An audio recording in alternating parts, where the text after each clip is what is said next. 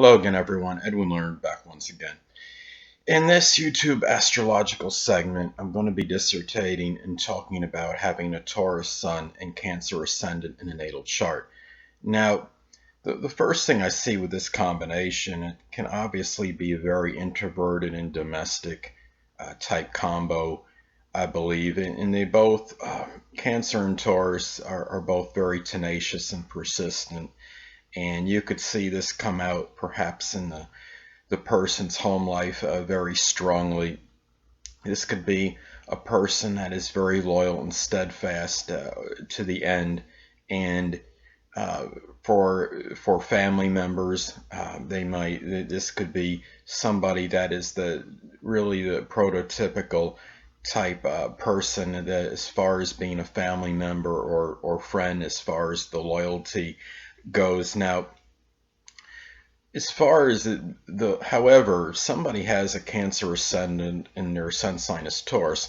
Well, the Cancer Ascendant is really what, as far as the outer demeanor, that's what's going to come out a lot more strongly, at least on a first impression. And in general, what this person is, the expression that's going to be more readily expressed or shown to others. Now, so Cancer Ascendant can be moody, though, temperamental, emotional, and this person might be a little bit more fickle and changeable than the typical Taurus Sun sign. A more vulnerable front might be camouflaging a more impassive Taurus Sun sign, and this person could undoubtedly be a little bit more, as far as the mood swings, a little bit more so than the typical steady and stable Taurus Sun sign.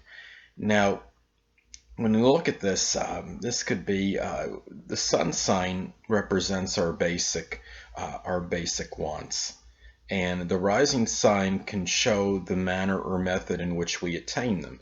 So for Sun and Taurus, the basic wants can be maybe perhaps generating income, their possessions, having things of a monetary nature, and having financial security and stability, and even things connected with having I guess you could say, somebody that wants to have a good love life in many cases, since Venus is the ruling planet of Taurus.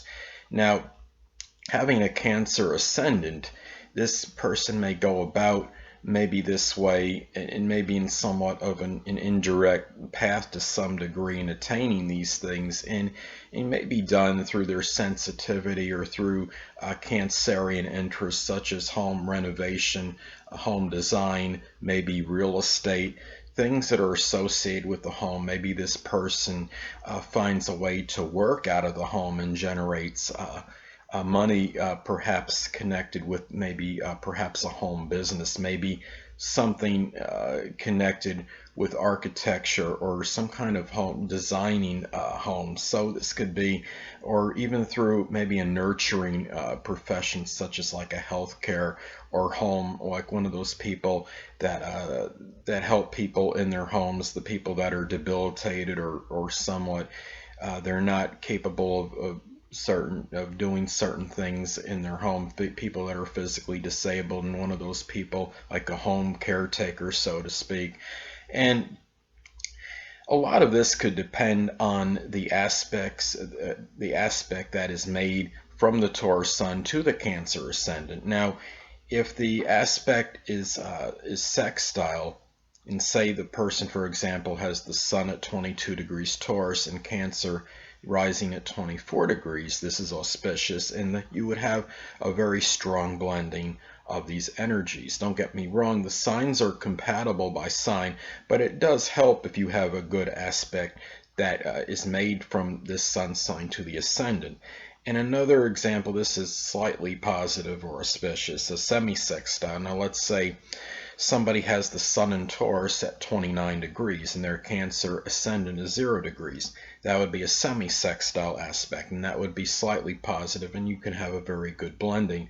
But however, you can have an out of sign square aspect between these placements. Let's say, for example, somebody has the Sun at 1 degree Taurus, and they have a Cancer Ascendant at 29 degrees. This would form a square aspect. Though the energies would still be compatible by sign, this is still adversarial as far as the aspect goes, and you might get a little bit more tension and exasperation in the nature, and this person might feel a little bit misconstrued or misunderstood by others because of this, and you would get maybe a modified feeling of this if you have a semi-sextile aspect between your Taurus Sun and Cancer Ascendant. And an example would be the Sun in Taurus, say at 29 degrees, and let's say the Sun is in Taurus at 15 degrees and the Cancer rising is 0 degrees. You could have a semi-square aspect in that example, and you might feel a little bit tension because of that, and that feeling perhaps of being a little bit misconstrued or misunderstood by others. Now, the thing too is what's important to look at is to see where the Taurus Sun is located in which house. Now, if you have a Cancer Ascendant and Taurus Sun, your Taurus Sun would likely either be in the 12th, 11th, or 10th house. Now, if it's in the 12th house, you might see this Taurus persistent and persevering qualities come out in matters connected with spirituality, metaphysical, and perhaps things done in solitude or seclusion. Now, if you have it, say, in the 11th house, you might see this peaceful Taurus Sun, this persistent quality, this strong, unbridled loyalty come out in matters pertaining to friends, acquaintances, groups, organizations, their goals, and their aspirations. Now, let's say that the Taurus Sun is in the 10th house. Well, you might see these qualities of Taurus, these attributes, this tenacious, persistent nature can come out in matters connected with their career and livelihood, and perhaps attaining maybe some notoriety or some kind of recognition, and in how they are. The 10th house could be the standing in the community, so you might see these qualities come out as far as matters pertaining to those 10th house matters go.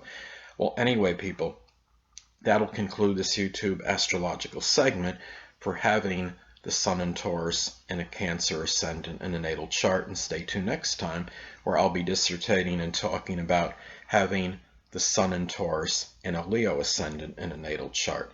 Two things I want to get with you on before I head out. Firstly, the stars may impel but do not compel. And secondly, never isolate any single astrological element, aspect, planetary placement, position, configuration, influence, or what have you, and make an analysis of a person, astrologically speaking, based on this alone, because astrologically speaking, the person is the sum of all their components in their natal chart, and not just one. Until next time, people, stay well.